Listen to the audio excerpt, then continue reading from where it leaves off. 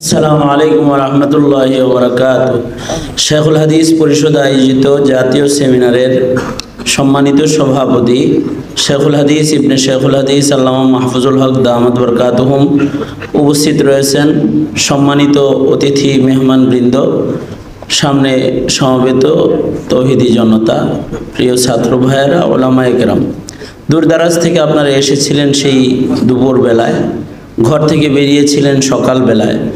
আমি আপনাদের আজকের এই ত্যাগ কোরবানি যেটা শেখুল হাদিস পরিষদের জন্য আপনারা দিয়েছেন, এর জন্য আন্তরিকভাবে আপনাদেরকে ধন্যবাদ জানাই।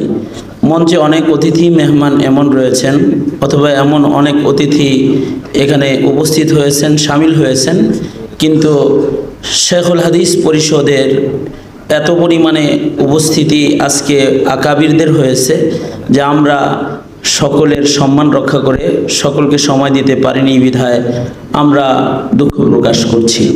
এখনও মঞ্চে ধৈর্যের সাথে যারা বসে রয়েছেন, সময়ের স্বল্পতার কারণে আমরা তাদেরকে স্টেজে মাইকে আনতে পারছি না, এ কারণে দুঃখ প্রকাশ করছি এবং সকলের কাছ থেকে দোয়া চাচ্ছি সামনের সময়ে যেন আরও সুন্দর গোছালো এবং সংঘবদ্ধ কর্মসূচি নিয়ে শেখুল হাদিস পরিষদকে সামনে বাড়ার তৌফিক আল্লাহ তাআলা দান করেন।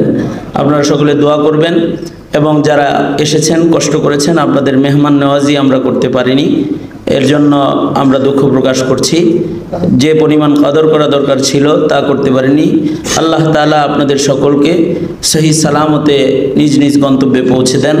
এ পর্যায়ে কোনো ধরনের আর কারোর বক্তব্য না দিয়ে পরিষদের পক্ষ থেকে সকলের কাছে ক্ষমাপ্রার্থী হয়ে আজকের মজলিসের, আজকের জাতীয় সেমিনারের সম্মানিত সংগ্রামী সভাপতি, শেখুল হাদিস পরিষদের সম্মানিত প্রধান উপদেষ্টা শেখুল হাদিস ইবনে শেখুল হাদিস আল্লামা মাহফুজুল হক দামাত বরকাতুহুমকে শেষ বক্তব্য দেওয়ার জন্য এবং আমাদের মুরব্বী ইসমাইল নূরপুরি সাহেব দামাত বরকাতুহুম হজরতের দোয়ার মাধ্যমে আজকের মহতি আয়োজন সম্পন্ন করার জন্য সবিনয় অনুরোধ জানাচ্ছি।